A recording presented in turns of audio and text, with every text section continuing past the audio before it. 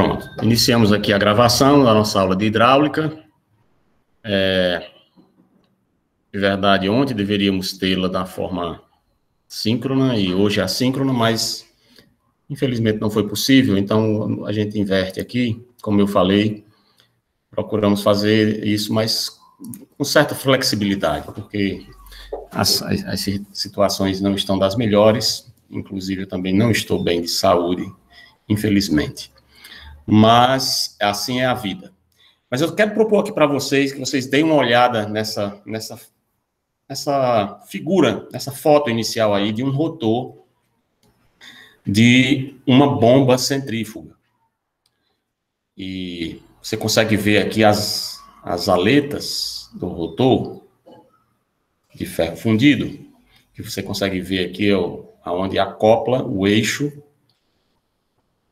na bomba centrífuga que conecta ao motor elétrico, né? Então, a água passa por aqui e a água é empurrada, digamos assim, né? Com uma certa força, em função do torque, da velocidade de rotação da bomba, digamos, 1.700 RPM, 1.750 RPM, 1.800 RPM, rotações por minuto, e aí o líquido recebe energia, e essa energia faz com que ele possa ser elevado de um nível mais baixo para um nível mais alto, como nós já temos visto nas aulas anteriores. Mas o que é que acontece? Quando você tem... Lembra que anteriormente, eu havia apresentado que existem instalações de bombeamento que você instala a bomba de forma afogada e não afogada, né?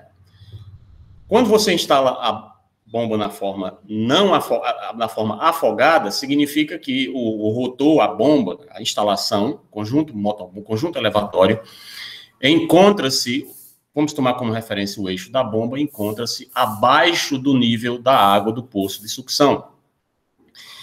E quando é o contrário, ou seja, não afogado, então nós temos aí uma altura de sucção, e essa altura de sucção passa a ser positiva. Só que essa altura de sucção, ela tem que ser limitada considerando as condições da instalação. A altitude, onde está a temperatura do líquido que está sendo bombeado.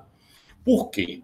Porque um fenômeno hidráulico, por conta das propriedades do próprio líquido e considerando as condições da instalação, provoca a chamada cavitação, que nada mais é do que um fenômeno de ebulição do líquido.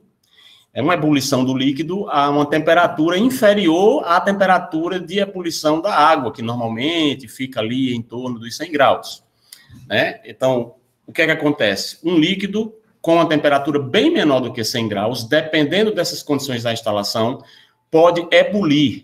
E isso vai causar o que vocês estão vendo aqui. Vai causar, paulatinamente, a destruição das instalações, da carcaça da bomba e dos seus rotores, e vai prejudicar o sistema, sem falar na perda de energia que isso vai acarretar, o conjunto motobomba não vai atingir o seu objetivo e vai sofrer a substituição prematura, parada prematura, manutenção prematura. Nós não queremos isso porque estações elevatórias, conjuntos centrífugos, conjuntos motobombas são instalações de alto custo e nós queremos que eles trabalhem por mais tempo.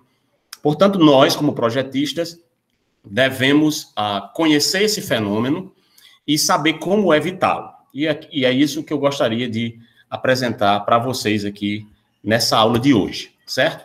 Então, aqui está a cavitação, definida aqui como esse fenômeno de ebulição da água, né, que ele vai poder ocorrer durante o processo do bombeamento e ele vai provocar os estragos, como eu já comentei para vocês, certo? E aí você consegue observar que está acontecendo a cavitação porque a bomba vai emitir ruídos e vibrações, né, e os ruídos semelhantes a como fossem umas batidas de pino, né? Para evitar esse fenômeno, nós vamos analisar um parâmetro que é o chamado NPSH, é do inglês Net Positive Suction Head.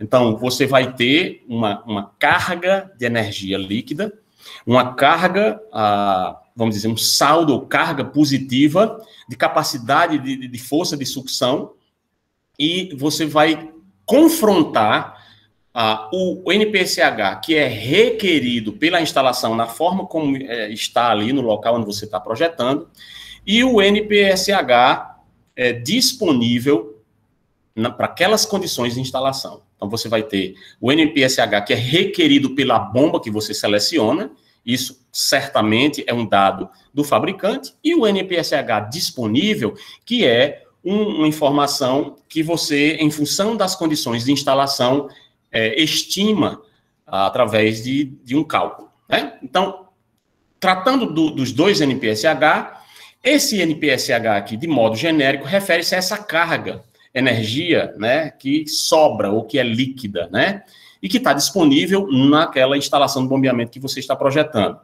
E essa carga aqui é a que vai permitir, nós estamos falando aqui da sucção. Lembra que a instalação ela se divide em uma fase de sucção do líquido e outro de recalque, né, de bombeamento, de elevação do líquido, digamos assim, de conferência de energia para fluir a uma dada velocidade até uma determinada altura, a altura manométrica total. Então, o que nós estamos tratando aqui na captação é relativamente à questão da capacidade de sucção do líquido por parte da instalação de bombeamento. Então, a ideia é de que seja possível succionar esse líquido, o fluido, né? E aí isso está relacionado, portanto, a essas grandezas físicas, como eu já comentei, portanto, fica, né, aqui relativas à instalação e relativas também ao fluido. E aí, esse NPSH, ele vai ser estudado por vocês, né, através da seguinte expressão. De modo geral, você vai estimar, através desses parâmetros aqui, o NPSH que está disponível.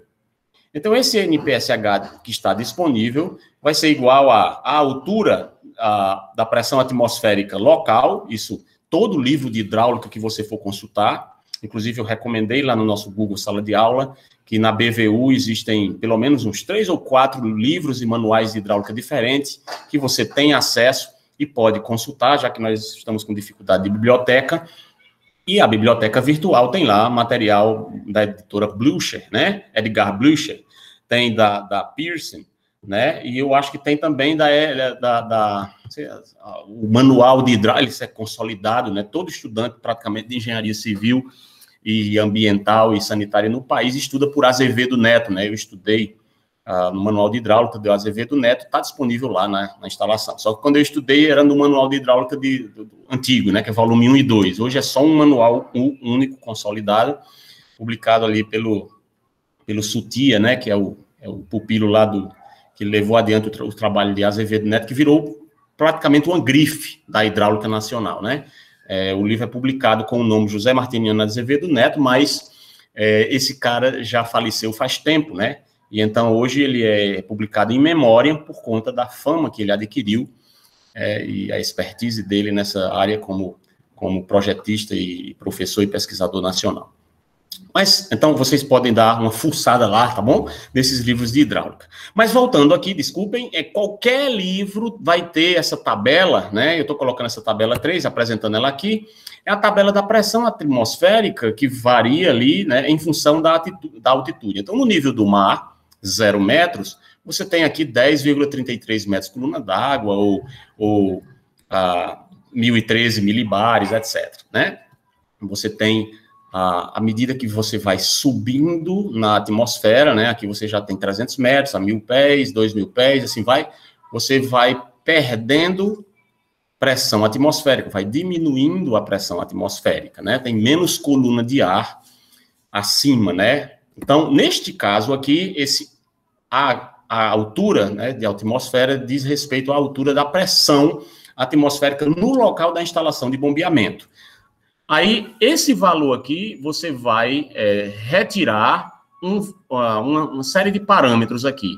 No caso, o primeiro deles, ou pode ser somar ou diminuir é o HS. O que é o HS? É a altura de sucção.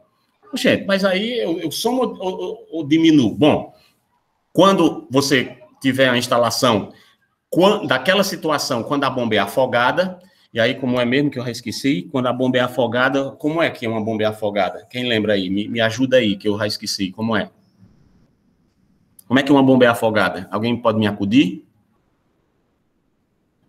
Quem lembra aí com a instalação de uma bomba afogada? Quando o eixo dela está abaixo do nível da água. Perfeitamente. Então, aí, nesse tipo de instalação, você toma essa altura de sucção como sendo negativa. Então, a parte do eixo dela até chegar no nível da água, você pega aquele valor, 50, 60, 80 centímetros, metros, sei lá, e aí você coloca lá esse valor negativo no cálculo do NPSH, né? E você vai considerar positiva quando estiver acima do nível da água. Então, nos casos das instalações, onde o nível da água está lá embaixo, vamos imaginar aqui uma situação muito comum aqui para nós, né? É o caso de uma instalação de uma cacimba, né?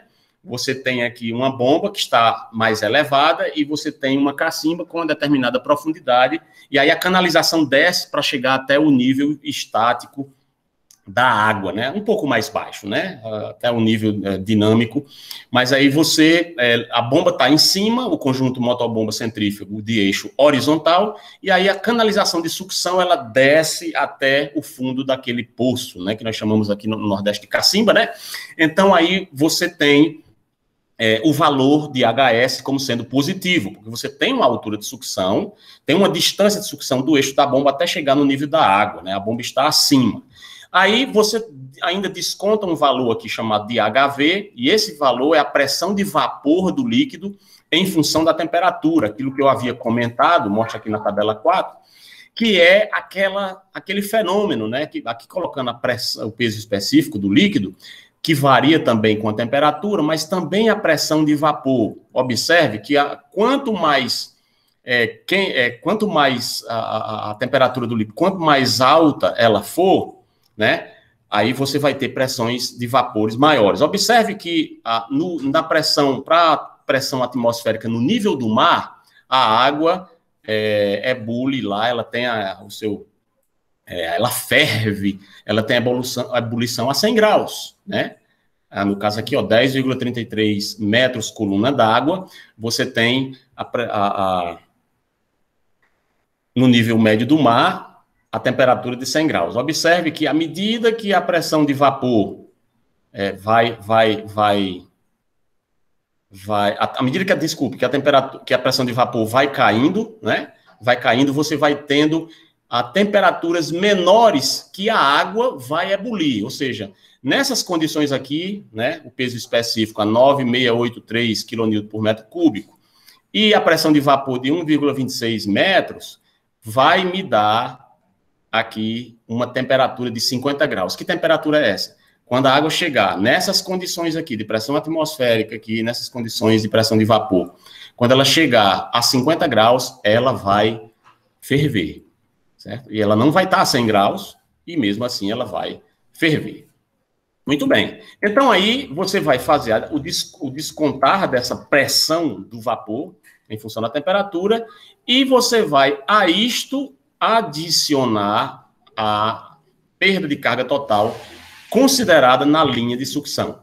Se vocês lembram das discussões anteriores, nós vimos que nós temos as perdas de carga lineares e as perdas de carga localizada. No caso da sucção, por exemplo, temos situações diferentes, mas vamos pegar o caso de você bombear numa água limpa, um conjunto centrífugo de eixo horizontal, e você tem uma sucção que não afogada e tem uma tubulação que desce lá para bombear no posto de sucção.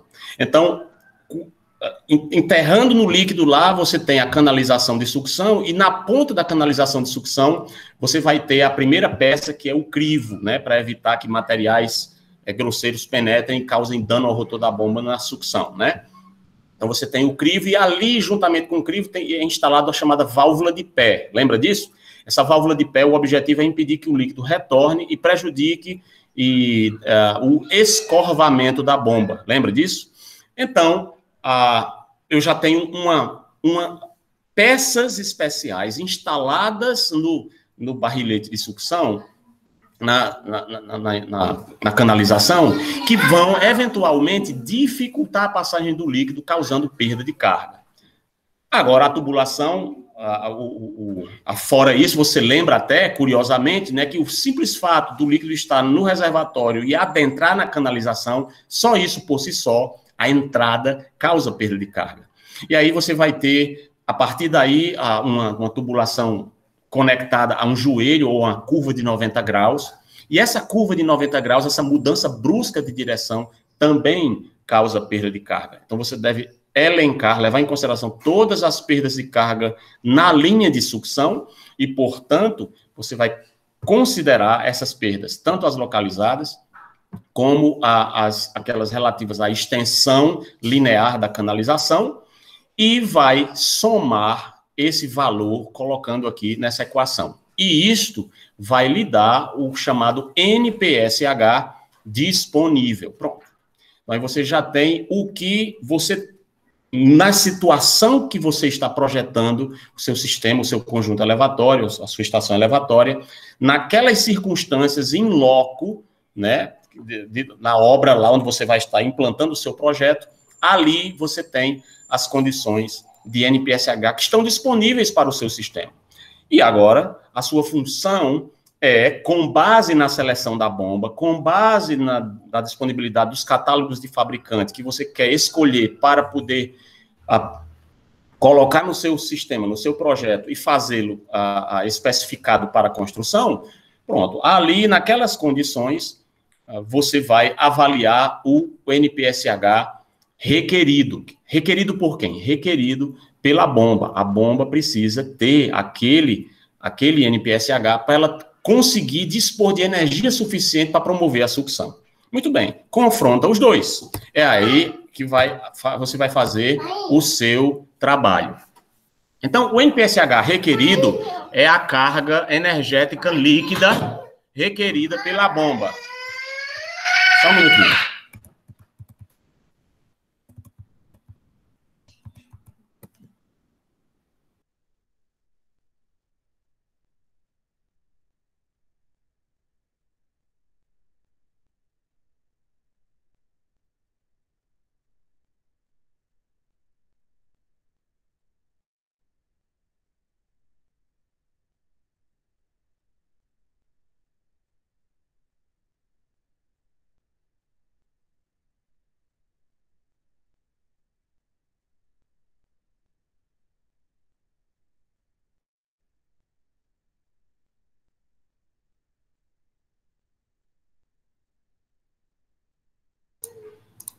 Desculpa aí, meu povo, os problemas de pandemia, né? Então, esse negócio de home office também, quem inventou foi o cão. O NPSH, então, requerido, é cachorro latindo, é menina atrapalhando, é a vida. Então, o NPSH requerido, vamos voltar aqui, seria essa carga requerida pela bomba, certo? De um lado, você tem a da instalação que você está projetando, e do outro lado, você tem a que seria requerida pela sua bomba, certo? Para que você possa promover a sucção. Então, esse NPSH aqui é uma coisa lá do fabricante, vai estar disponível para nós consultarmos por ocasião da nossa consulta aos catálogos dos fabricantes, certo? Então, observe o seguinte, a energia disponível na instalação para sucção vai ter que, evidentemente, ser maior do que o que a bomba precisa, maior do que o que a bomba pede. Então, o que é que vai acontecer? O NPSH disponível terá que ser pelo menos igual, né, e de preferência maior do que o NPSH que é requerido. Né? Então, caso contrário, nós vamos ter o problema da cavitação, ok? Então, a bomba requer a energia, ela diz, olha, eu preciso disso aqui para eu poder bombear. E aí, você diz, sim, então, o que é que eu tenho na minha situação? Minha situação é essa. Essa bomba atende? Não, essa bomba não atende. Ela precisa de mais energia do que o que eu tenho para oferecer aqui nas condições. E aí você tem a opção de alterar o projeto, se for possível, para que equilibre. Ou você pode, secundariamente, procurar, vamos dizer assim, uma bomba, né? Aí é outro catálogo, aí é outro fabricante, com outras características físicas, técnicas, que possam vir a atender à sua situação. Ok? Então, vamos lá. Vou só voltar aqui para o...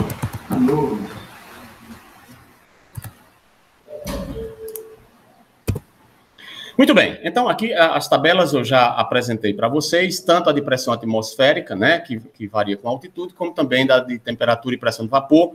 Essas tabelas estou colocando aqui, mas em qualquer manual de hidráulica, livro de hidráulica, seja prático, hidráulica aplicada, teórico ou não, você tem à disposição essas tabelas, né? E agora eu, então, portanto, gostaria de apresentar para vocês um exemplo, apresentando uma metodologia de dimensionamento, agora completo, incluindo este fator importante, que é o fator da avaliação do NPSH disponível e requerido, para que vocês possam ter aquela noção para fechar como dimensionar uma instalação de bombeamento. Então, aí nós vamos dimensionar essa instalação para atender uma demanda de 200 metros cúbicos por hora, é uma vazão razoável, né? E a nossa instalação vai operar 24 horas por dia e vai recalcar aqui a uma altura de 24 metros. Então, lembra, nós temos aqui um desnível geométrico, aqui ainda não é a altura manométrica total, é o desnível geométrico recalcando uma altura de 24 metros. Então, a composição da linha de sucção e recalque é a seguinte. Primeiro, da sucção, ó, nós temos uma tabela onde você tem as peças de montagem da sucção. Isso nós já vimos em aulas anteriores. Vocês estão conseguindo me ouvir porque está chovendo aqui, está um barulho bem grande aqui nas telhas. Tá conseguindo me ouvir? Tá sim, tá tudo ok. Ah, beleza. Então, olha só, a quantidade aqui, o que é que tem na sucção, qual é a peça que está instalada, né? E aqui, no caso do recalque. No caso da sucção, o que é que nós temos? Nós temos uma válvula de pé com crivo. Essa aqui é instalada lá na ponta da sucção, como eu já falei para vocês. Daí tem a canalização, aí tem uma curva de 90 graus. O melhor mesmo seria inverter. Primeiro tem a válvula de pé, depois eu tenho uma tubulação de sucção, nesse caso aqui, ó, é uma vara de cano, e aí eu já vou adiantando para vocês, ó, uma vara de cano, ela comercialmente você compra, ela tem 6 metros, ela inteira. Ela é ponta e ela é bolsa, ou ela é ponta flange, ou ela é flange flange. Flange, já mostrei para vocês também, é quando nós temos a conexão entre duas canalizações através de porca parafuso, né? Então aqui você tem 6 metros, significa que isso aqui é uma vara de cano. E aí, professor, e quando tem 1,5 metro, aí é o quê? Aí já não é mais tubo, aí é toco. Toco mesmo do mato, né? Que o camarada faz o destocamento, ou queima o toco lá na roça. É um termo técnico, é toco, né? É toco de PVC, toco de ferro fundido, etc. Então aí você tem 6 metros é uma vara, a tubulação de sucção, né? Aqui colocou a extensão de L, né, o comprimento, L vem do inglês lá, né, length, suction, né, length suction. E aqui você tem a altura de sucção, né, que é height suction, e aí você tem 2 metros, então, a tubulação de sucção e a altura de sucção. Como assim, Júnior? Como é que a canalização de sucção é uma vara de 6 metros e a altura de sucção é só 2 metros?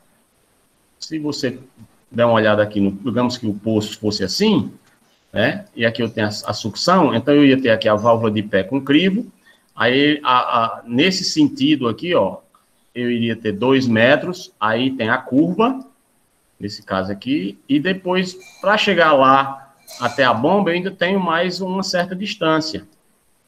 Então, somando toda a instalação, eu tenho horizontalmente 2 metros e o restante aqui seria, verticalmente seria 2 metros e horizontalmente os 4, certo? Muito bem, então aí você vai lá e dá uma olhada no recalque. Assim que chega na bomba, você tem agora a conexão da sucção com a bomba, tem a carcaça da bomba centrífuga e você tem o bocal de recalque. Aí o que é que vai acontecer? No bocal de recalque, você vai ter a válvula de retenção. Lembra lá que aquela válvula de retenção para impedir que o líquido retorne no caso de uma parada brusca de funcionamento, ou quando você desliga, ou quando falta energia elétrica. Você vai ter curvas de 90 graus, no caso aqui são 3, nessa instalação, e aí precisaríamos ver o esquema, né, que não é fornecido nesse exemplo, para ver por que foi necessário 3 curvas de 90 graus e curvas de 45, né? São necessárias 2 aqui.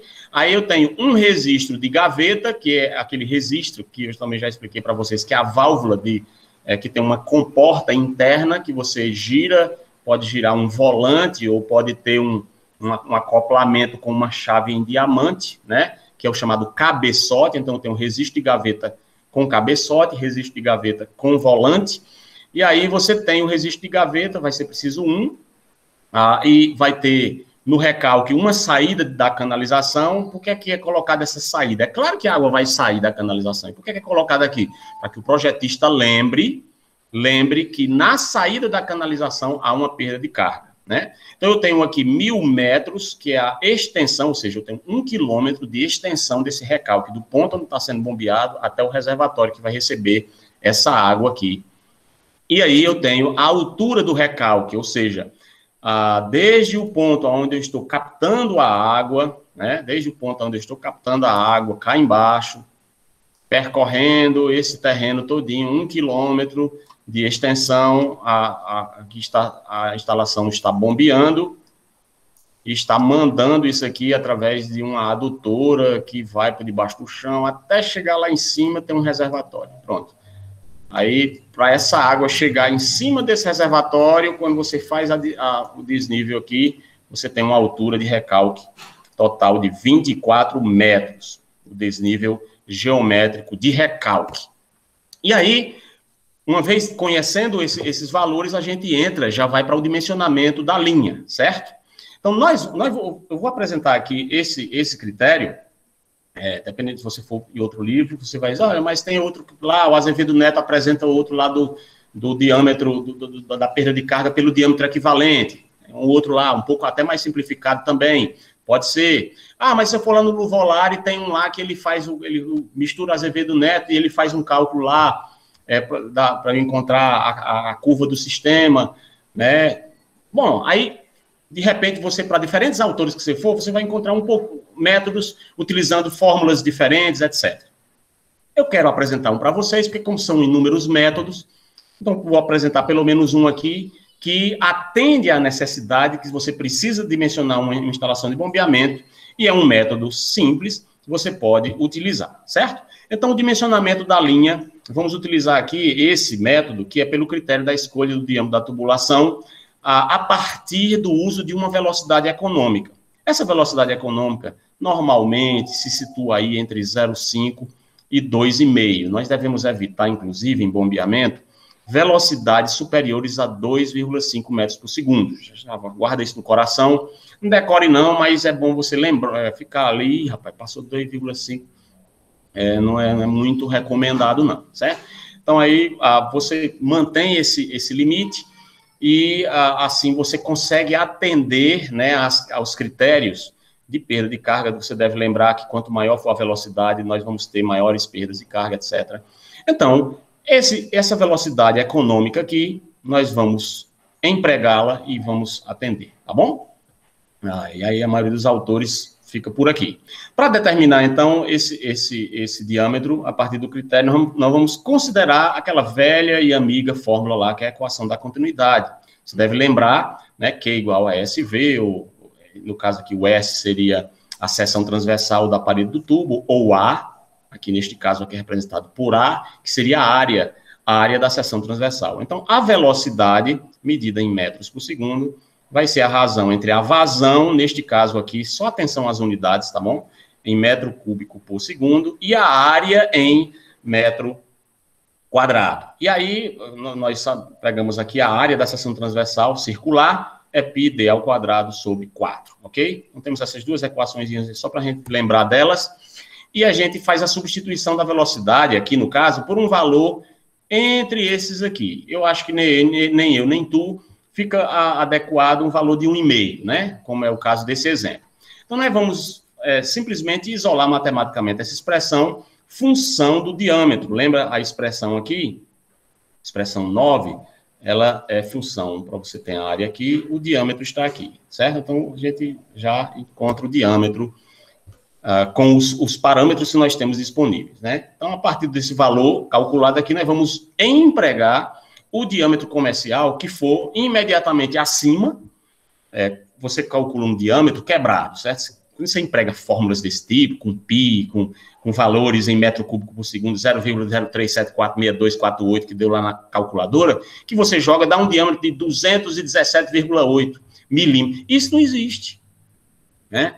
Não existe 209,42, não existe. Então, qual é o diâmetro comercial que está naquela faixa? Então, neste caso aqui, o conveniente é que considerando o diâmetro comercial disponível nos catálogos dos fabricantes de tubulações, seja de PVC, seja de ferro fundido, do que for, né? Então, você vai considerar o valor do diâmetro comercial imediatamente acima para a tubulação de sucção e o diâmetro comercial imediatamente abaixo para a de recalque. E aí, assim, você vai adotar a velocidade. Neste caso nosso aqui, estamos adotando 1,5 metros por segundo. E nós vamos ter o seguinte, lembra lá, né? 1,5, que seria o nosso valor de velocidade. Aqui seria a vazão convertida de 200 metros cúbicos por hora para metro cúbico por segundo, né? Lembrando que um dia, uma hora tem 3.600 segundos, um dia 86.400, então aí 0,0556 metro cúbico por segundo, e vamos descobrir a área, bem fácil, não tem rabo do cão, não tem nada aqui, né? Então, a área é 0,0371 metro quadrado, certo? E isso aqui é dinheiro vivo no bolso de vocês, certo? Então, a área 0,0371 metro quadrado, você agora isola na equaçãozinha do diâmetro da área da seção transversal da tubulação, que é esta, 0,0371, né? Π está fixo, D eu quero saber, e 4. Bom, o diâmetro aqui, nessas condições, vai dar em metros, 0,217 metros. E quando você vai lidar com tubulações, os diâmetros normalmente são dados em milímetros. Neste caso aqui, 0,217 metros, né? Vezes 1.000 aqui, né? 217 milímetros, convertendo de metros para milímetros. Não existe tubulação de 217 milímetros. Então, qual é a recomendação? Para o diâmetro de sucção, eu vou colocar um tubo do valor comercial acima, 250 milímetros. Para o diâmetro de recalque, eu vou colocar um valor comercial abaixo, 200 milímetros. Muito bem. Feito isso, eu vou agora fazer a seleção da bomba. Lembra que eu coloquei até um exercíciozinho para vocês fazerem, e aí a aula, postei a aula para vocês verem sobre como fazer a pré-seleção da bomba, né? Então, nós fazemos a escolha da bomba através do traçado da curva do sistema, né? Nós temos a curva do sistema, que é a curva do doutor e da doutora, né? A curva que é para cima, só para você lembrar. E temos a curva da bomba, que é humildezinho para baixo, o trabalhador. Pois não, doutor, o que eu faço agora? Eu faço isso aqui, beleza, Valência? Tá bom, pode deixar, doutor, que eu faço, né? Então, aí ela desce. Então, o confronto das duas me dá um ponto, que nós chamamos de ponto de trabalho, certo? Então, o traçado da curva do sistema nós vamos fazer, e precisamos também fazer a avaliação, fazer as estimativas, o cálculo das perdas de carga, certo? No caso da sucção aqui, o diâmetro é o de 250 milímetros. Nós vamos ter o comprimento da tubulação aqui, lá na sucção, você deve lembrar, é 6 metros. A altura de sucção, 2 metros e mais 4. Aí, nas conexões, nós temos a válvula de pé com crivo. Qualquer livro de hidráulica, em função do tipo de material, ou em função, tem uns genéricos, tem uns até em função do tipo de material, depende do livro, você vai encontrar os valores dos chamados comprimentos equivalentes, ou L equivalente, ou LE, de cada peça especial de conexões, tubos e conexões de instalações, para ferro fundido, para PVC, para aço, né? E aí ferro galvanizado, etc. Então, você tem aqui, neste caso, válvula de pé com crivo e colocou aqui um comprimento equivalente de 65 metros. Ou seja, o que é esses 65 metros? Mas a instalação não é só 6 metros? O que é esse negócio de 75? Como é isso aqui? Não, entenda, isso é equivalência. Quer dizer que só a presença da válvula de pé com crivo aqui promove uma perda de carga equivalente ao que promoveria uma tubulação nesse diâmetro com 65 metros de extensão, certo? Curva de 90 graus aqui, só o fato da água mudar de direção a 90 graus aqui dentro de uma tubulação dessa, com a rugosidade, naquelas condições, já vimos a teoria, você teria aqui, equivale a como se eu estivesse acrescentando mais 4,1 metros de extensão nessa canalização. O comprimento total aqui, né, 69,1, é equivalente. Aí eu somo esse comprimento equivalente com os 6 metros, que é real. Da tubulação. Lá na instalação tem 6 metros, 2 metros de altura e mais os 4 para chegar na bomba. Somando, perfazendo um total de 75,1 metros de comprimento equivalente relativamente às perdas de carga a serem consideradas na sucção. E aí eu posso empregar a fórmula de Hazen-Williams, né, para obter a perda de carga na linha de sucção. Se eu pegar aqui a tabela 2, eu já apresentei para vocês, nós temos aqui os valores de C, que é aquele valor que leva em consideração a rugosidade do tubo para promover a perda de carga, né? E aí você tem, dependendo do material, diferentes valores de C, né? Então aqui nós estamos pegando aqui ferro fundido, do tipo novo, e estamos utilizando 130. C é adimensional, C 130. Então, aí você aplica na fórmula, né? Nessa fórmula aqui, nós vamos ter 4 vezes a vazão, dividido da fórmula mesmo, 0,355 vezes π, vezes o C, 130, vezes 0,25, que é o diâmetro que nós selecionamos para a sucção em metros, no caso aqui 250 milímetros, equivale a 0,25 metros. Detalhe, não coloque o valor calculado, é o valor que realmente vai ser empregado na instalação projetada. Levado a 263, que é o preditor aqui, e todo esse catatal é levado a 1,852. O J calculado vai dar 5,26 vezes 10 a menos 3 metros de perda de carga para cada metro de extensão da canalização. Portanto, a perda de carga que vai ser observada na sucção vai ser 5,25 vezes 10 a menos 3, que é esse valor aqui, vezes a extensão, que inclui o equivalente, 75,1, e no final das contas eu vou ter uma perda na sucção de 0,40 metros, ou seja, 40 centímetros de perda, eu vou ter, né, aproximadamente 2 palmos, 40 centímetros de perda na sucção, lembra aquela brincadeira, né? Se você não levar isso em consideração, nos cálculos da sua instalação, e não prever isso, quando o governador apertar o botão lá para inaugurar, a água não bombeia, né? E vão ficar lá todo mundo lá morrendo de vergonha e você está lá em cima do palanque também. Quem foi que projetou? Foi esse cabo aqui, né? Foi essa dona moça aqui. Cuidado, né? Levando em consideração a perda de carga. Muito bem. À frente nós temos agora, já resolvemos a sucção. Para frente agora nós temos o recalque. O recalque ficou com um diâmetro de 200 milímetros. E o comprimento da tubulação é 1 quilômetro, 1.000 metros. E ao longo dessa extensão dessa canalização, considerando os comprimentos equivalentes das peças especiais, das conexões, nós temos uma válvula de retenção leve, né, 16 metros, realmente é leve, né, às vezes a válvula de retenção pode chegar até 100 vezes o valor do diâmetro em termos de perda de carga. É absurdo, né? O peso, digamos assim, da válvula de retenção do líquido para impedir o retorno. 3 curvas de 90, então, portanto, você vai ter 3 vezes o valor que cada uma representa, vai dar 9,9, ou seja, cada curva perde 3,3.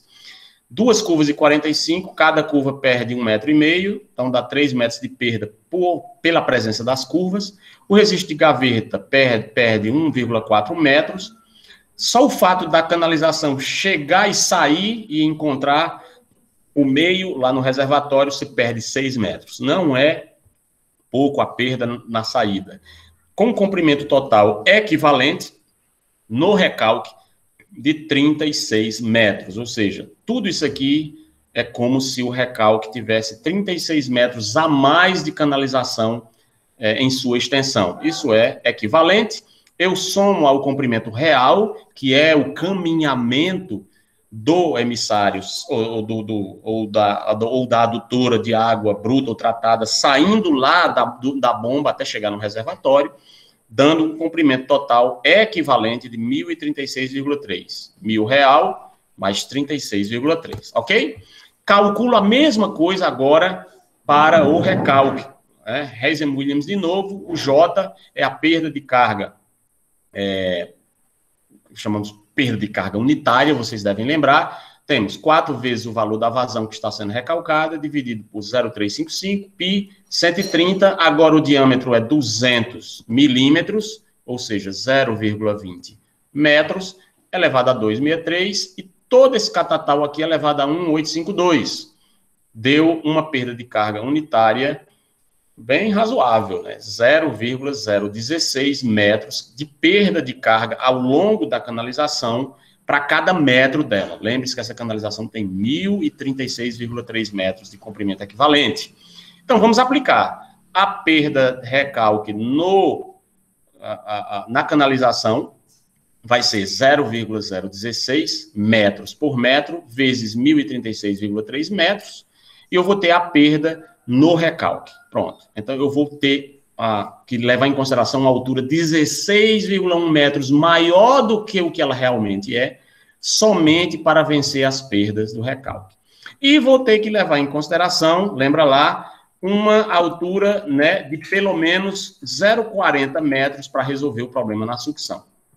Com isso, eu tenho o cálculo da perda de carga total, que é o HF total, que nada mais é do que o somatório das perdas na sucção, calculadas há pouco, 0,40 metros, mais as perdas de carga no recalque, calculadas aqui acima, 16,1 metros. Assim, nós temos o valor da perda de carga total. Perda de carga total vai ser 0,4 metros, mais 16,1. E aí você vai ter a perda total a considerar, além do desnível geométrico da sua instalação. Lembra que lá atrás, a gente precisa bombear daqui do ponto mais baixo, né, até um ponto mais alto lá em cima. Afora isso aqui, eu ainda tenho que levar em consideração os valores de perda de carga total, que acabamos de calcular, 16,5 metros. Então, aí agora nós temos o cálculo da altura geométrica, realizado através da soma, como, né, já vimos, da soma das alturas geométricas de sucção e recalque, e aí fica a altura geométrica vai ser a altura de sucção mais a altura de recalque, né? Nós temos 26 metros a vencer aqui. E a altura manométrica, ou seja, a altura que me dá a energia de pressão total disponível que a bomba vai ter que ter força para empurrar, né? Ladeira acima, é a altura manométrica, alguns livros HMT, alguns livros HM, alguns livros só H maiúsculo, não se preocupe com isso, né? Basta colocar na legenda o que é que está referindo. HM aqui, a altura manométrica, vai ser a altura geométrica, 26 metros, mais os 16,5 de perda. E aí você tem a altura manométrica total, 42,5 metros. Pronto. Então, guarda esse valorzinho aqui. E aí, nós vamos calcular o coeficiente K da equação. Essa equação aqui, que ele refere à equação 6, é aquela equação relativamente ao cálculo que nós vimos na outra aula sobre o estabelecimento da curva do sistema, né? Nós temos o estabelecimento da curva do sistema. Então, nós temos aqui a altura manométrica, o desnível geométrico e temos as considerações de perda de carga, né? As considerações de perda de carga, que é naquela formulazinha lá, considerando um coeficiente K, que é calculado, inclusive a gente viu a fórmula agora há pouco. Então, aqui, por exemplo, 42,5 metros é o valor que a gente acabou de calcular, que é da altura manométrica. 26 aqui, ó, eu preciso descobrir o K. 26 aqui é a altura geométrica. Eu quero descobrir quem é K.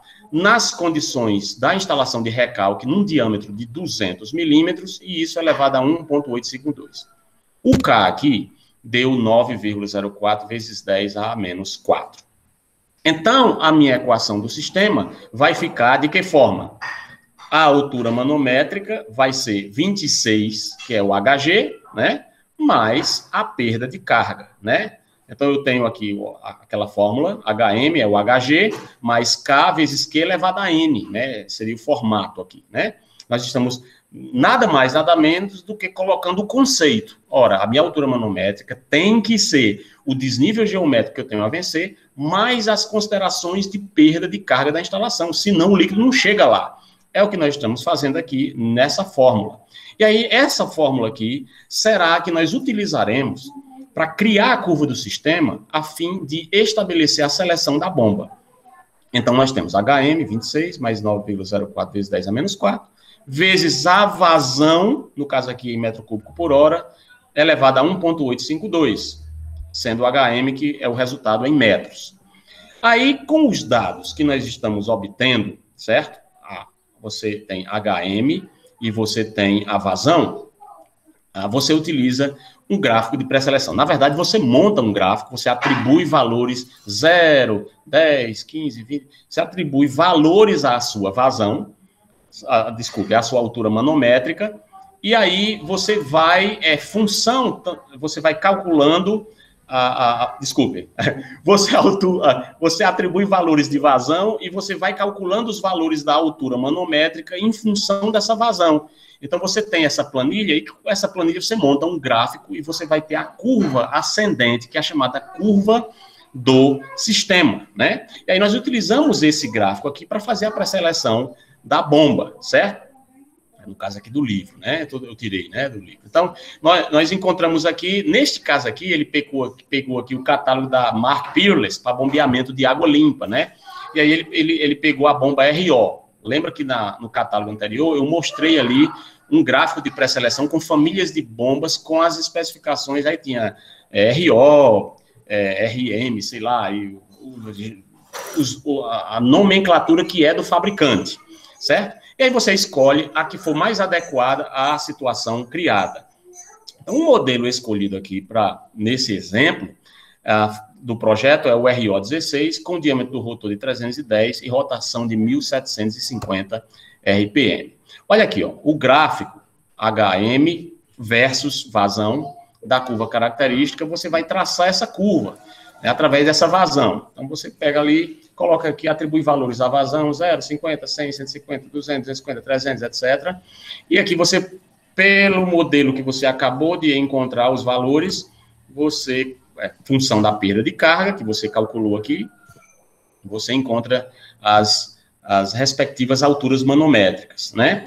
E aí, você vai estabelecer o chamado ponto de trabalho, que nós já vimos, só para fixar, é o encontro dessa curva do sistema que nós estamos montando aqui nessa tabela, com a curva da bomba lá do catálogo do fabricante, da família de bombas pré-selecionada. Então, através dessa figura aqui, você tem o trabalho da bomba, e aí nós temos aqui o trabalho da bomba, o ponto de trabalho é 215 metros cúbicos por hora, e a altura manométrica 44. E vocês devem lembrar que o nosso ponto de projeto é só um pouquinho diferente, é 200 metros cúbicos por hora, e a altura manométrica 42,5, que a gente, inclusive, acabou de calcular aqui, né? Como é que a gente vê isso? A gente vê isso aqui no próprio gráfico, certo? O nosso ponto de projeto é 200 metros cúbicos por hora, confrontando aqui com a altura manométrica de 42,5. 42,5 dá mais ou menos aqui, ó. Esse é o ponto de projeto, tá vendo? Esse ponto aqui é exatamente o ponto da vazão que a bomba precisa recalcar, que nós estamos projetando para isso, com a altura manométrica quando eu levo em consideração os valores da perda de carga, que no caso aqui é 26 mais 16,5, 42,5. Então, esse valor aí que está em vermelho seria esse ponto de projeto. E o ponto de trabalho é a intersecção, é um pouquinho mais para cá, ó, tá vendo? É agora onde está, que é a intersecção entre a minha curva de característica do sistema interseccionando com a curva da bomba, né? Então, você vai ver aí que, neste caso, vai ter um valor aí de 215 metros cúbicos por hora, ou seja, um pouquinho maior, e uma altura manométrica de em torno de 44, certo? Muito bem. Então, aí você observa que eu tenho aqui a curva característica do sistema, é esta daqui, subindo, que você nota, quanto maior a vazão, maior a altura manométrica, diretamente proporcional. Já a bomba, ela tem essa limitação. Quanto maior a vazão que você precise bombear, você vai ter alturas manométricas menores. Ah, essa bomba pode até recalcar aqui 370 metros cúbicos por hora, mas ela só vai conseguir empurrar essa vazãozona, esse caudal, até no máximo 23 metros coluna d'água. Ela não vai poder chegar lá a 48, né? 48 aqui, ela vai conseguir bombear vazões aqui, estourando até 50 metros cúbicos por hora. Passou disso, ela começa a perder isso. E aqui você vê essas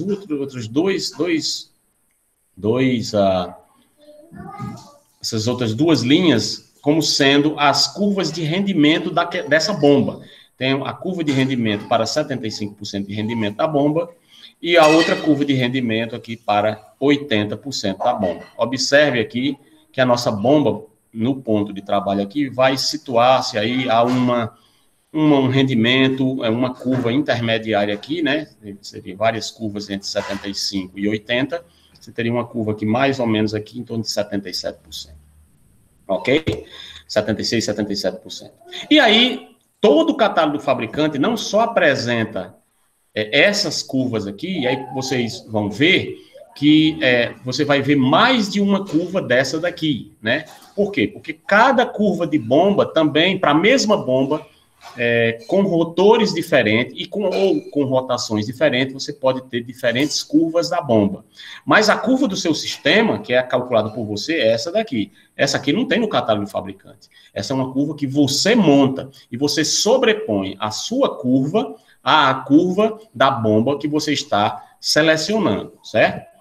Nesse caso aqui, além da curva característica do sistema sobreposta à curva da bomba no catálogo, você tem... Isso, softwares já fazem isso para nós, sabe?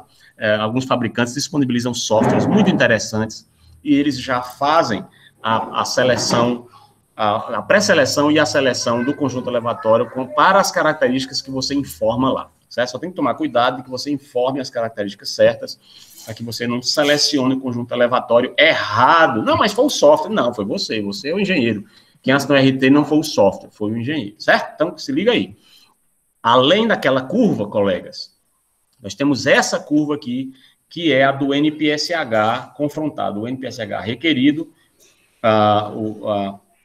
o disponível com o requerido, certo? Então, no caso aqui, o NPSH requerido aqui está em função da vazão. No nosso caso, nós temos uma vazão de projeto aqui de 200 metros cúbicos por hora a recalcar. Então, qual é o NPSH que é requerido da nossa instalação nessas condições para bombear uma vazão de 200 metros cúbicos por hora? Você vem aqui, ó, e você vai encontrar um valor aqui de 0,82468, 0,8 metros. Então, você tem a instalação, a sua bomba requer pelo menos 0,8 metros de NPSH de capacidade de sucção para ela poder entregar a água lá, chupar, né? Chupar a água dali e empurrar no recalque para essa vazão de 200 metros cúbicos por hora. E aí você vai agora verificar se o NPSH que está disponível lá na sua instalação, naquelas condições de instalação, estão adequadas para essa bomba. Pronto, confrontar os dois valores. Já vamos fazer isso. Mas antes de fazer isso, nós vamos calcular a potência necessária dessa bomba e nós já vimos em aulas anteriores, que é a potência da bomba, P ou N, o que você quiser, né? Então, aí você tem a potência da bomba, nesse caso aqui, em cavalo vapor, você tem o peso específico do líquido, né? 1 litro, 1 quilo, 1.000 quilos por metro cúbico. A vazão, aqui neste caso, você entra em metro cúbico por segundo. A altura manométrica seria aquela que nós acabamos de calcular, nós consideramos a altura geométrica, né? Você tem a altura de sucção mais a altura de recalque, mais as perdas de carga. E você tem aqui o 75 do modelo, né, para cavalo vapor, vezes o rendimento. Nesse caso aqui, o rendimento decimal. Como nós vimos na figura, né, eu já tinha mostrado para vocês, o rendimento vai ser obtido ali na curva característica. Nós vamos tomar aquele ponto de trabalho, quer dizer, a correlação QH, né, vazão e altura manométrica, e nós vamos ter um rendimento ali de 77%. Vamos voltar lá de novo. Ó, o ponto de trabalho está aqui, ó, interseccionado entre essa curva que desce e essa que sobe, e dá mais ou menos aqui. Aí eu tenho a curva de 75, 76, 77, 78, 79, 80%. Então, aqui vai ter aproximadamente 77%. Se você disser, professor, 76,5, não está errado não, entendeu? Porque a coisa ali é uma interpolação ali gráfica, né? Então, aplicando-se a fórmula para o cálculo da potência aqui, é só a aplicação da fórmula, nós temos, né? 1 litro, 1 quilo, 1.000, vezes a vazão em metro cúbico por hora, 0,0555 metro cúbico por hora. Desculpe, que metro cúbico por hora, Júnior? É metro cúbico por segundo, né, vezes 42,5 metros de altura manométrica total, dividido por 75, vezes o rendimento decimal, no caso 77%, 0,77. Deu uma bombazinha mais ou menos, né, meu povo? Digo também é uma vazão expressiva, 200 metros cúbicos por hora, é 200 mil litros bombeados em uma única hora, é água para danar. É 40,9 cavalos vapor, certo? Então aí temos já o valor de cálculo, né? E você vai procurar o motor comercial que satisfaria esse valor, né? No caso aí, o motor elétrico comercial de valor mais próximo seria o de 45 CV. Um valor, lógico, né? Tem potência igual ou maior a esse que foi calculado, certo? E aí agora nós fechamos com o cálculo do NPSH. Tudo muito bonito, bomba selecionada, mas será que essa bomba selecionada consegue resolver o problema nas condições da instalação? É aí onde entra o cálculo do NPSH, né? O Net Positive Suction Head. Então, nós vamos lá. O NPSH requerido vai ser obtido lá na curva característica correspondente. Nós já acabamos de ver isso, né? Aqui, lembra que quando você pega a curva característica no catálogo, você tem aqui não só a curva da bomba, mas você tem também dos valores de NPSH, certo? Então, o NPSH vai estar lá. A gente já viu que, nesse caso nosso aqui, o NPSH que a bomba requer para poder ter capacidade de sucção para uma vazão de 200 metros cúbicos por hora, é requerido, no mínimo, 0,8 metros. E aí, o NPSH que está disponível, ele vai ser calculado a partir daquela fórmula que nós já vimos, né? E aí nós só vamos considerar o seguinte, né? A pressão correspondente à altura do local, você pega na tabela, né, para a altura no local lá é de 900 metros, então você vai ter aí 9,22 vezes 10 à terceira quilos por metro quadrado, convertendo, né? Ou 0,922 atmosfera, ou 9,22 metro coluna d'água. E a temperatura do líquido bombeado ali para 20 graus. Nós pegamos isso na tabela, certo? Então, você tem a tabelazinha lá para 900 metros, ó, aqui, ó. 9,22 metros, que é a mesma coisa que 0,922 atmosfera ou 9,22 10 à terceira. Então, aí você tem o NPSH disponível, que vai ser verificado para essas condições aqui. Lembra lá do modelo? O NPSH disponível vai ser o valorzinho, né, da pressão atmosférica local, da tabela 3, menos o HS, que é a altura de sucção, que no nosso caso aqui, como é centrífugo de eixo horizontal, né, e nós temos uma altura de sucção de 2 metros, portanto, nós não temos uma bomba afogada, é uma bomba não afogada, e, portanto, o valor aqui vai ser positivo, né, positivo. Lembra que aqui era mais ou menos, nesse caso aqui, aliás, negativo? quando a bomba está afogada. É positivo, então está acima do nível da água. Eu acho que esse negócio aqui está errado, viu? Está errada essa conta aqui, viu? Ó, se liga na missão. O livro erra também, né? Eu tirei do livro, agora que eu estou vendo, viu? Que bom que a gente viu, porque é melhor ver agora do que quando o governador ligar o botão, né? Então aqui você tem que... Oi? Ele não tem um jogo de sinal aí, não? Estou enganado. Tem outro menos aí. Deixa eu ver. Como é? O jogo de sinal de... Mais com menos é menos, né? Verdade, colega, verdade. Verdade, verdade. Tá aqui, ó, HM menos, né? Menos com mais menos. Obrigado, doutor. Você é chique mesmo. Ah, acaba bom. Então, beleza. Então, vai dar certo, o governador vai receber o líquido lá quando ligar o botão. Então, o HV aqui, pressão de vapor, não é? A gente consulta a tabela 4 para pegar. E, então, a gente faz as contas, né? O ATM aqui, a pressão atmosférica nós vimos aqui, né? 0,922, ou 9,2210 a menos 3, dividido pelo peso do líquido nessas condições aqui, para a temperatura de 20 graus, ele é diferente, não é 1 quilo, 1 litro, na tabela 3, e deu um valor de 9,23 metros.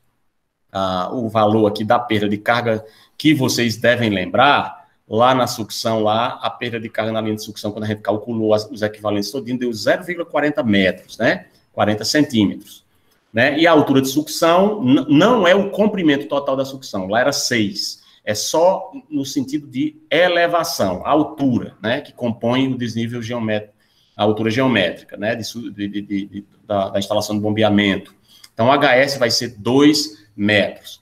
Portanto, a gente completa aqui o cálculo do NPSH disponível, vai ser 9,23, mas não é verdade, rapaz, que é mais ou menos aqui, menos com mais a menos, beleza, 9,23 menos 2, menos 0,25, menos 0,4, e aí você vai ter 6,57. Bom, esse valor aqui você vai estar confrontando com o que o NPSH lá, que a bomba quer, que a bomba pede, senão ela não consegue succionar. Eles, olha, me dê 0,8 no mínimo que eu resolvo.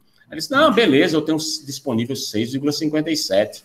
Então, somebody love, né? O NPSH disponível é 6,5 e é muito maior, que bom, não é? É muito maior do que o que é requerido. A bomba bichinha é humilde, né? Lembra, né? Que ela se abaixa lá na curvinha dela. 0,8 metros. Pronto, então, neste caso, nós não teremos problemas de cavitação na instalação. Júnior, se eu fizer as contas e for lá ver cá, mudar, pegar um catálogo, pegar um fabricante, pegar uma bomba, pegar outra, for lá, vai lá, vem cá, não conseguir todo mundo dar problema de cavitação, o que é que eu faço? Então, aí você vai ter que afogar essa bomba e verificar as condições da bomba na forma afogada ou diminuir o seu comprimento de sucção, né? Porque muitas das vezes o comprimento de sucção aí pode causar esse problema, né? Então, a instalação vai estar naquela altitude, não tem jeito. Então, você vai ter que dar seus pulos técnicos aí para poder fazer a sucção acontecer, ok? Então, meu povo, assim fica e nós fechamos a nossa instalação. No nosso caso aqui, seria uma instalação semelhante a essa, que seria uma instalação de uma bomba centrífuga de eixo horizontal. Então, lembra lá as partes, tem um motor elétrico, eu tenho aqui a bomba, o eixo é horizontal, acoplado aqui com o rotor da bomba acoplado com o motor elétrico, assentado o conjunto elevatório em um berço, né, chamado berço do conjunto motobomba em concreto, e você tem aqui o conjunto motobomba centrífuga e o barrilete de recalque, aonde logo após a passagem da bomba, que você pode verificar aqui, né, você tem, aí nesse caso aqui, dá para se ver claramente que essa bomba está afogada, né, diferente da nossa instalação, né, a bomba está afogada. Neste caso aqui, como é que eu sei disso? Porque o eixo da bomba está entrando aqui nessa parede, com certeza ali atrás eu tenho um reservatório, né, então está bombeando aqui, está levando para um local mais alto, para um reservatório elevado, né? Era o caso de eu ter aqui, numa instalação semelhante a essa, a seguinte configuração. Eu tenho aqui um reservatório no nível do terreno, e aí em algum local lá, a 1 quilômetro de distância, eu tenho um reservatório elevado que vai distribuir para a cidade. Então, eu coloco a minha instalação da bomba aqui, e ela vai bombear isso aqui, né? Vai chegar aqui e vai até chegar lá no reservatório, né? E entregar 24 metros mais alto, né? Aí, quando soma as perdas de carga, tudo deu aqueles 42,5. Então, aí você tem a instalação, vendo as peças que se constituem na prática, né? Logo após a saída, né, do bocal de recalque aqui, você tem, neste caso aqui, uma válvula de retenção. Em alguns casos de bomba requerendo, você pode instalar aqui uma curva concêntrica para abrir, para fazer a distinção, né, para fazer, na verdade, a adaptação entre o valor do diâmetro, né, do flange da bomba para a canalização de recalque projetado, o diâmetro projetado. Então, às vezes, você tem que colocar aqui uma redução do tipo concêntrica, né, para poder fazer essa expansão da bomba para o valor da tubulação de recalque. Então, o valor de recalque, você tem o registro de gaveta, neste caso aqui, flange, observa os parafusos. Então, você tem aqui um registro de gaveta do tipo flange com volante, né? Francis Gleison pega aqui e gira essa roda para a esquerda, né? Para fechar a comportazinha que está aqui, ó, que se movimenta nesse sentido aqui, abrindo ou fechando a passagem do líquido e girando em sentido horário para a direita aqui. Não, nesse caso aqui, quando você fecha horário, ele vai fechar a comporta. Quando você faz anti-horário, ele abre, ele puxa a comporta. Ok. E aí você tem o registro de gaveta, nesse caso, registro de gaveta flange com volante, ferro fundido, né? FOFO é a designação técnica para ferro fundido, né? E aí você tem aqui uma curva de 90 graus, flange, observa os parafusos, porca-parafuso, flange, ferro fundido, e aí, mudando a direção, aparece aqui a figura do toco, tá vendo? Ele tem menos de 6 metros, então eu tenho aqui um toco, flange, com extensão, aí tem que medir aqui para ver, daqui para cá, né? Então, aí você tem um toco, flange, ferro fundido, um diâmetro de, no caso nosso aqui, 200 milímetros. Aqui eu tenho um T, né? Ó, um T, não é o nosso caso, né? Nós não temos um T nessa instalação. Você tem 2 conjuntos motobomba aqui, no caso aqui, funcionando, funcionando continuamente e outro em rodízio de reserva, né? Então, aí, quando acontecer, se desligar, o quadro comando de bomba está programado para, na próxima, ligar. Esse aqui, manter esse desligado. Se tivesse 3, pode acontecer de decidir a programação do quadro comando de bombas para ser 2 funcionando simultaneamente, que é chamado bomba em paralelo, e um em rodízio de reserva. E aí, o quadro de bomba sai fazendo rodízio para que todas as bombas estejam funcionando, mas não simultaneamente, né? Na próxima ligação, as outras 2 vão funcionar e essa primeira fica parada, e assim vai alternando. E aí você tem, no caso aqui, o barrilete, né, do conjunto motobomba 1, conjunto motobomba reserva, indo na sequência aqui vai ter um manômetro instalado bem aqui, ó, tem um tubo de pitot aqui, né, instalando um manômetro aqui para que você possa medir a pressão na linha de recalque, né? Aqui os cabos, né, instalação trifásica e tal. Muito bem, então aí você tem a sua instalação. Nesse caso aqui, eu coloquei, ó, uma outra instalação, apenas para nós relembrarmos as instalações. Eu tentei conseguir uma, esse aqui, afogada, bonitinho, dá para ver por conta que ele está aqui, ó, enterrado na parede. Muito provavelmente esse aqui é afogado, viu? E esse aqui seria o não afogado, onde você tem aqui a bomba, o eixo da bomba está nesse nível, e aí você tem uma canalização de sucção com uma certa extensão vertical que desce para dentro de um poço de sucção. Então, tem um poço seco, poço úmido, né? Francis Gleison tem acesso aqui através de uma escada, que não é conveniente que seja mais essa, de acordo com a segurança do trabalho. Tem que ser uma escadazinha mesmo, com corrimão, bonitinha, feita lá de concreto, tal, dentro da casinha de bombas da estação elevatória. E eu tenho aqui as bombas, né? Isso aqui é um desenho artístico, né? Negócio. E aí você consegue ver, o que só queria chamar a atenção, era para o bombeamento. Isso aqui está muito parecido com bombeamento de esgoto, né? Por conta do tamanho desses bocais aqui, não estou vendo uma válvula de pé com crivo, mas você tem aqui o bombeamento desse posto de sucção, já na forma não afogada, ok? Então, meus colegas, era isso que eu gostaria de apresentar, de tratar com vocês. Hoje eu espero que tenha sido útil essas informações para vocês. Eu coloquei lá um exercíciozinho, então vocês tentem, né, a partir desse exemplo e a partir das aulas aí, tentem fazer esse exercício. É só receber a reclamaçãozinha, né, ok? Vocês colocaram aqui o nome, só receber a reclamaçãozinha, não é reclamação, é uma sugestão, né, da doutora, que colocasse lá para poder vocês colocarem, porque vocês não estão conseguindo, inserir os trabalhos, né, lá não está conseguindo anexar, isso é verdade, né?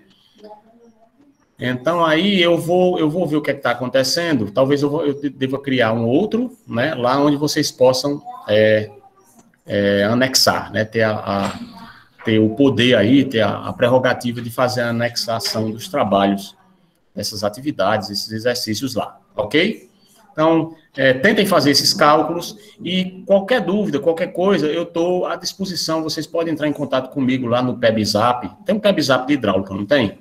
Sei que eu tenho um PebZap das disciplinas, eu agora estou com dúvidas se tem um PebZap de hidráulica. Deixa eu olhar aqui. Deixa eu ver aqui. Projeto... não tem de hidráulica, né? Eu tenho de todas as disciplinas, menos hidráulica. Meu povo, o PebZap de hidráulica é basicamente um hangout no Gmail, lá no e-mail institucional, que aí eu acho que eu tinha falado para alguém criar aí e me convidar para a gente entrar. Então, vocês ficam com o WhatsApp para falar mal de mim, né? E a gente ficaria com o PebZap para a gente ficar em contato, né? Já que eu não uso a ferramenta WhatsApp, então eu ficaria com esse hangout, que aí eu estou aqui online, estou dando minhas aulas, estou preparando material aqui, estou organizando, etc. E estou online, e aí você pode estar online ali e, de repente, entra lá, e aí, professor, aí dá uma dúvida aqui, tal, etc. A gente já teve casos de eu parar aqui um minutinho e a gente entra ali, até faz até um Google Meetzinho com a turmazinha, com a equipe que está com dúvida em alguma coisa, e a gente tenta ajudar, ok? Seria uma forma de fazer. Se vocês quiserem fazer isso, alguém aí da liderança da turma, por favor, podia criar e fazer o convite. Não sei quantos de vocês usam essa ferramenta, dentro do Gmail. Você vê aqui, deixa eu projetar aqui para vocês. Dentro do Gmail, você tem o PebZap. Deixa eu colocar aqui.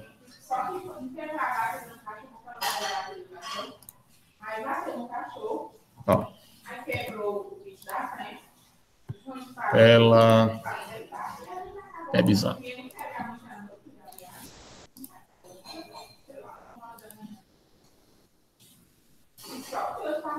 Ok? Ó, aqui eu estou mostrando a tela do meu e-mail e vocês vejam aqui do lado, ó, tá aqui o mouse, tá aqui, ó. Tá aqui, José tá online, certo? Verdinho.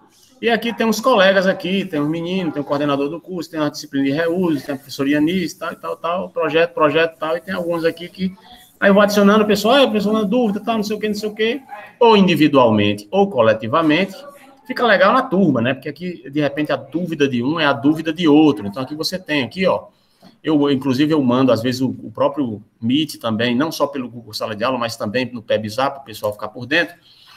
E dúvidas, a gente vai tirando. Acontece, professor, eu queria tirar uma dúvida aqui, tal, etc. A gente rapidinho ali cria um Google Meet, né, com aquele pessoal, eu mando ali, o pessoal entra, e eu abro aqui uma lousazinha digital e a gente sai tentando organizar as coisas, né? E aí colaborar conforme puder. Ok? Pode ser? Quem poderia colaborar e fazer esse coisa? Vocês podem me convidar, o convite cai no e-mail, eu aceito e fico fazendo parte do grupo. Vocês podem cadastrar todo mundo da turma, né? Ou se vocês quiserem, seria melhor, né? Como é de cada disciplina, todo mundo aqui está dentro da fica mais fácil. Inclusive, fica mais fácil para mim, porque administrar dezenas, né? Fica complicado. Eu tô com cinco disciplinas diferentes, né? E aí fica difícil se for, assim, no nível individual. Então, um ou outro, assim, individualmente, mas a gente procura mais... se você quiser, como você está ingressando lá no grupo, você pode usar o PebZap do grupo para poder a gente tirar a dúvida. Não precisa estar toda a equipe lá na hora, né? Mas se alguém precisar de alguma dúvida, a gente se dispõe a ajudar. Ok, meu povo? Estamos todos acordados, não dormindo?